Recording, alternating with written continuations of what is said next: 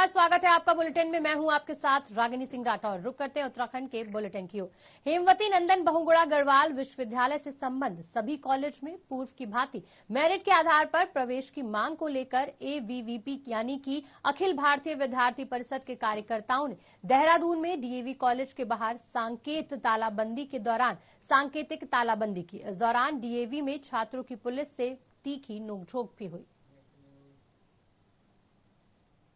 मामला देहरादून के पलटन से सामने आया है, जहां पर एक अवैध तरीके से फड़ लगाई गई, जिसको लेकर व्यापार मंडल और फड़ लगाने वाले विक्रेताओं के बीच विवाद हुआ। यह विवाद कोर्ट तक पहुंचा और व्यापार मंडल के सदस्य पंकज निदान का कहना है कि उन्होंने अवैध तरीके से लगाई जा रही फड़ के खिलाफ कोर्ट में अर्जी लगाई थी, जिस पर सुनवाई करते हुए सिटी मजिस्ट्रेट ने फिलहाल रोक लगाई है। जिस पर पंकज निदान ने कहा कि कहीं न कहीं शासन प्रशासन की लापरवाही के कारण ये फड़ लगाई जा रही है। उनका कहना है कि जल्दी इस फड़ को बंद किया जाए ताकि कोई अव्यवस्था न फैले। उत्तराखंड में ग्लोबल इन्वेस्टर समिट 2023 के आयोजन को लेकर प्रदेश सरकार काफी गंभीरता दिखा रही है। मुख्यमंत्री पुष्कर सिंह धामी दिल्ली में कई बड़े उद्योगपतियों और कई लोगों से लेकर मुलाकात कर चुके हैं। इसके लिए धामी दिल्ली पहुंच रहे हैं। मुख्यमंत्री ने कहा कि उत्तराखंड को साल 2025 तक देश का अग्रणी राज्य बनाने का लक्ष्य रखा गया है। इसमें हमारे उद्योग जगत से जुड़े लोगों की महत्वपूर्ण भूमिका होगी। मुख्यमंत्री ने कहा कि राज्य में निवेश बढ़ाने के लिए औद्योगिक क्षेत्रों से जुड़े लोगों से लगातार संवाद किया जा रहा है।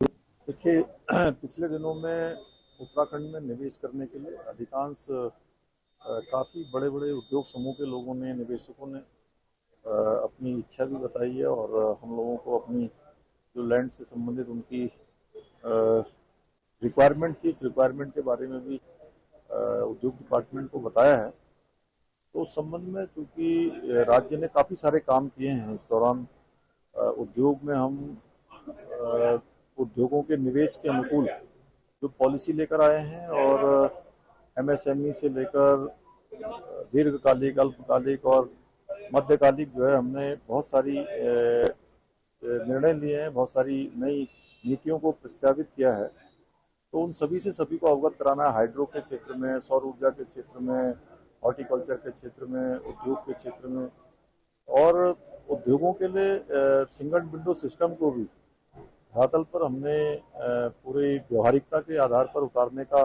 काम इस दौरान हुआ है।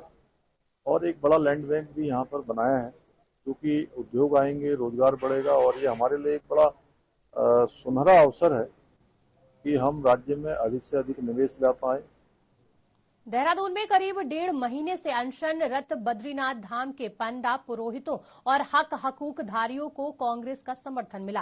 कांग्रेस ने भाजपा सरकार पर पांडा, पुरोहितों और हक हकूक उधारियों की बात को अनसुना करने का आरोप लगाया। कांग्रेस का कहना है कि शासन प्रशासन और सरकार ने मुख्य विपक्षी दल कांग्रेस द्वारा बद्रीनाथ मास्टर प्लान के तहत उजाड़े जा रहे व्यापारियों और पुरोहितों समाज के मामले को उठाते हुए संज्ञान लिया और अनशनरत तीर्थ पुरोहितों से बातचीत कर उनकी मांगों पर विमर्श कर अनशन तोड़वाया। इस पर भाजपा प्रवक्ता नवीन ठाकुर ने क्या कुछ कहा, आइए सुनाते हैं।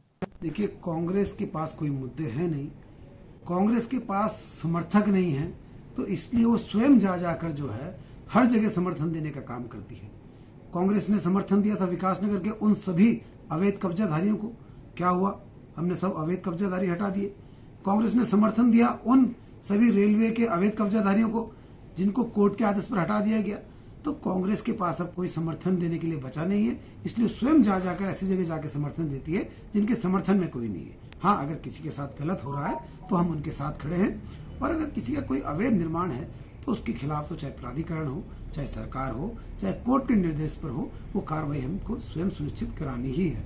नहीं, देखिए, वो सारे लोग हमारे अपने हैं, वो अलग विषय है, और हमने प्रत्येक स्तर पर जो है अपने लोगों की मदद की है, आगे बढ़कर मदद की है, सरकार के स्तर पर मदद की है और संगठन के स्तर पर भी जो है भारतीय जनता पार्टी मदद करती है, और हम प्रत्येक व्यक्ति की अपने स्तर पर, संगठन के स्तर पर मदद करेंगे।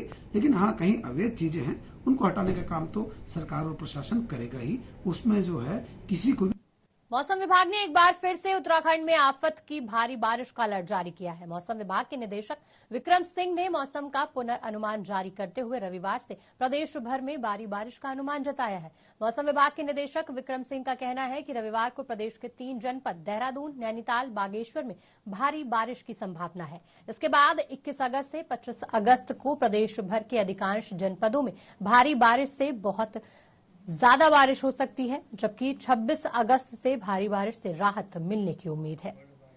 नमस्कार, मैं विक्रम सिंह, निदेशक मौसम केंद्र देहरादून से। उत्तराखंड के लिए मौसम की बात करें, आज 19 अगस्त है, तो 19 और 20 में जो एक्टिविटी है प्रदेश में वो कमी रहने वाली है, लाइट से मॉडरेट तक रहेगी।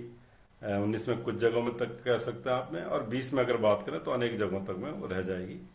जहां तक हैवी रेन्स की बात, तो आज तो संभावना 19 को नहीं लग रही है, लेकिन 20 में 1-2 डिस्ट्रिक्ट रखे गए हैं, जैसे देहरादून है, नैनीताल है, और इसके साथ साथ बागेश्वर डिस्ट्रिक्ट है, उनमें संभावना थोड़ी दिखती है कि हैवी रेन वहां एकाध मिलेगी। लेकिन ये है कि कल थोड़ी जो थंडरस्टॉर्म एक्टिविटी है वो सब रखी गई है। उसमें चाहे इंटेंस आवर है या वेरी इंटेंस आवर है, वो एकाध जगहों में डिस्ट्रिक्ट्स में, अलग अलग डिस्ट्रिक्ट्स में देखने को मिलेंगे। तो आप कल कह सकते हैं थोड़ी एक्टिविटी ज्यादा रहेगी, पर आज जो है एक्टिविटी कमी है 19 तारीख की अगर बात करते हैं। जब 21 तारीख में जा रहे हैं तो एक्टिविटी बढ़ेगी। 21 को आप कह सकते हैं कि ज्यादातर जगहों में बारिश मिलेगी, हल्की से मध्यम, और जहां तक भारी से बहुत भारी वर्षा की बात है तो उसमें हमने अभी देहरादून, पौड़ी, इसी तरह नैनीताल, चंपावत और बागेश्वर को रखा है।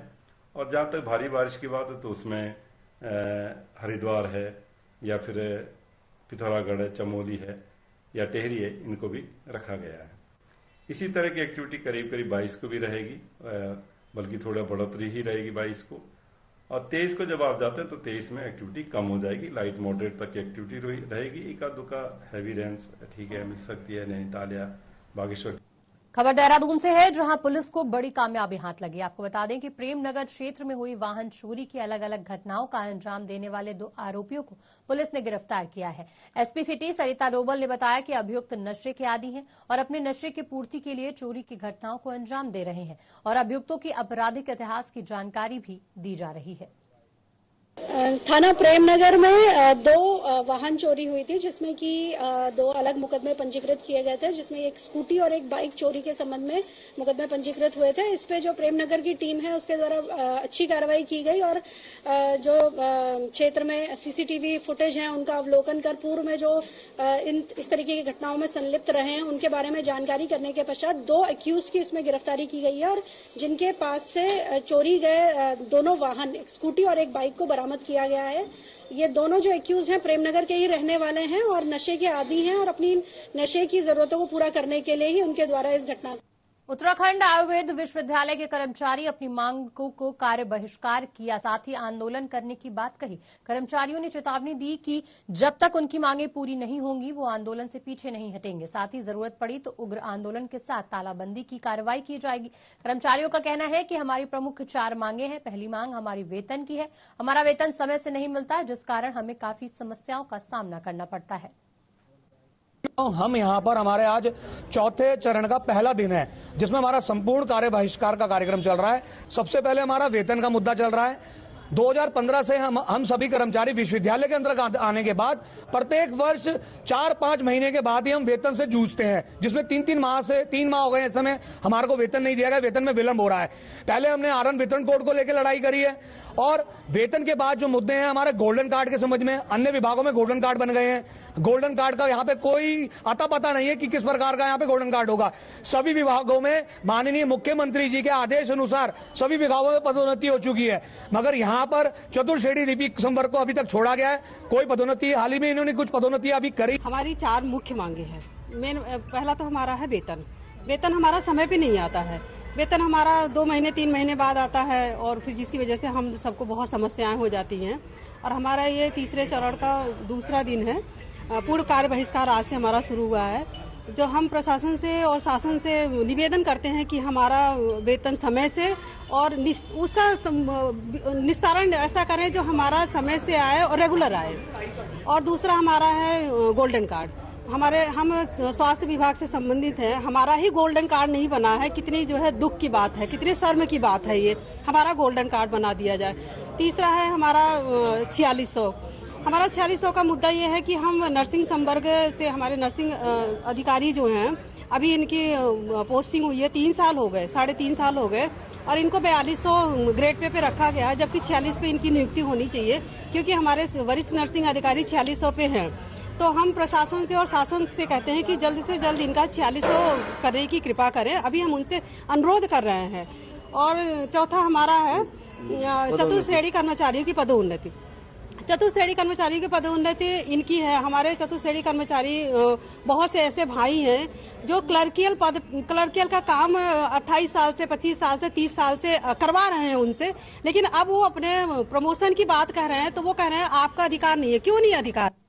अल्मोड़ा जिले के विकास खंड सलट के मछौड़ा मंडल के गांव के मोटर मार्ग का निर्माण कार्य सल्ट विधायक महेश जीना के प्रयास से शुरू किया गया। बता दें, सड़क निर्माण से ग्रामीणों को सुविधाओं से जोड़ा जाएगा। इससे स्थानीय ग्रामीणों को पर्यटन व्यवसाय में लाभ मिलेगा। बताया जा रहा है कि राज्य गठन के बाद से ही ग्रामीण गांव तक सड़क पहुंचाने की मांग कर रहे थे, और अब सड़क का निर्माण कार्य शुरू होने से ग्रामीणों के चेहरे पर खुशी की लहर दौड़ गई है। सभी ग्रामीणों ने आपस में मिठाई बांटकर खुशी जाहिर की और साथ ही स्थानीय लोगों ने सल्ट विधायक महेश जीना का आभार जताया। इस मौके पर भाजपा कार्यकर्ता समेत बड़ी संख्या में ग्रामीण मौजूद रहे। विकासनगर के आसन बैराज क्षेत्र में उस वक्त हड़कंप मच गया जब बैराज कर्मियों की नजर इनटेक के गेट ऊपरी हिस्से पर एक विशालकाय अजगर पर पड़ी, जिसकी सूचना वन विभाग को दी गई। वहीं अजगर की खबर सुनते ही आसपास के स्थानीय लोगों और राहगीरों की भारी भीड़ जमा हुए।